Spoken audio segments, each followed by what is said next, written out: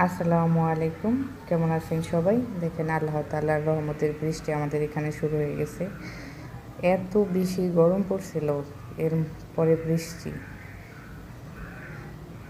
আলহামদুলিল্লাহ, একেবারে প্রশান্তি। বৃষ্টির দিনে কিন্তু খিচুড়ি খেতে ভীষণ ভালো লাগে। আর যেহেতু মুরগির মাংস আনা ছিল, এর কারণে আমি এখন খিচুড়ি রান্না করব। যেহেতু খিচুড়িতে দিব, তার কারণে বেশ খানিকটা মশলা ব্লেন্ডার করে নিছি। আর মাংস রান্না করব এই মশলা দিয়ে। তেলে সুন্দর করে পেঁয়াজগুলো কষিয়ে দিয়ে দিচ্ছি আস্ত মশলা, তেজপাতা, এলাচ। পেঁয়াজের কালার চলে আসলে এ পর্যায়ে আমি ব্লেন্ড করা মশলাগুলো দিয়ে দিব। এখন মশলাগুলো কষিয়ে নেব ভালোভাবে। দিয়ে দিব এর মধ্যে এখন গুঁড়া মশলাগুলো, হলুদের গুঁড়া, মরিচের গুঁড়া, লবণ। যেহেতু আমি এটা দিয়ে খিচুড়ি রান্না করব, এই কারণে মশলা একটু বেশি দিচ্ছি। মাংস থাকবে আর হচ্ছে মসুরের ডাউল। আমার কাছে খিচুড়িতে আলু সিদ্ধ করে দিলেও কিন্তু ভালো লাগে। আলু সিদ্ধ বসিয়ে দিয়েছি আরেক চুলাতে। আপনাদের কার কার কাছে খিচুড়িতে আলু সিদ্ধ ভালো লাগে? আমি দেখা যায় মাংস না থাকলে অনেক সময় ডাল আর আলু সিদ্ধ করে দিয়েও খিচুড়ি রান্না করি। যেহেতু মাংস ছিল, এখন এই মাংসটাও দিচ্ছি। মাংসগুলো এখন সুন্দর করে একটু কষিয়ে নেব।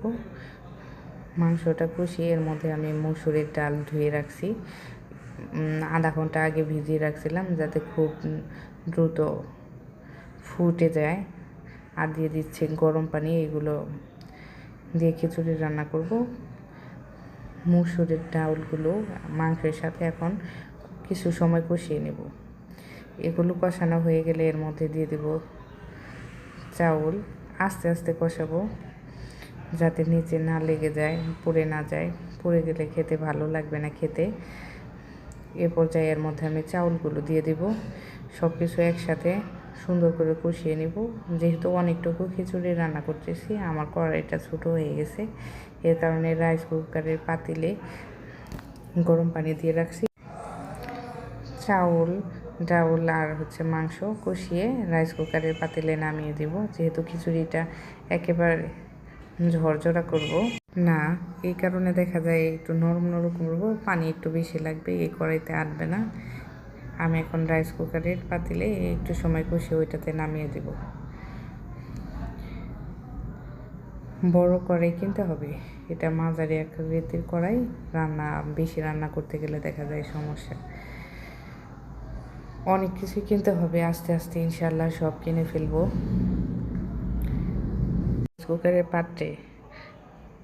রাইস কুকারের পাত্রে যে গরম পানি দিয়ে দিছি, সেখান থেকে আমি অল্প পানি দিয়ে দিচ্ছি। গরম পানিটা দিয়ে কিছু সময় কষিয়ে নেব।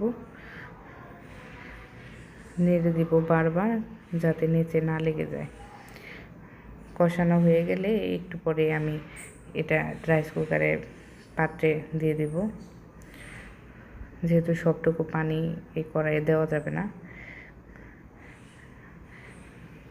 শুরুতে যদি রাইস কুকারে পাতিলে রান্না করতাম তাও হতো। আমি মাঝে মাঝে কিন্তু রাইস কুকারের পাতিলেও খিচুড়ি রান্না করি।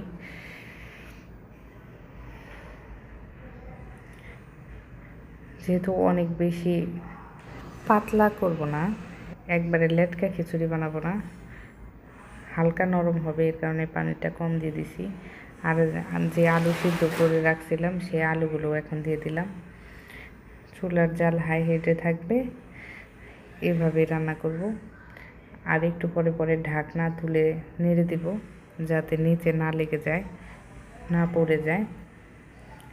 এ পর্যায়ে কিন্তু একটু পরে পরে ঢাকনা তুলতে হবে, 3-4 মিনিট পর পরেই, না হয় নিচে লেগে যাবে, খেতে ভালো লাগবে না। যেহেতু পানি কম ছিল, এর কারণে মরিচ দিয়ে ঢাকনার একটা ছিদ্র আটকে দিছি, যাতে বাষ্প না চলে যায়।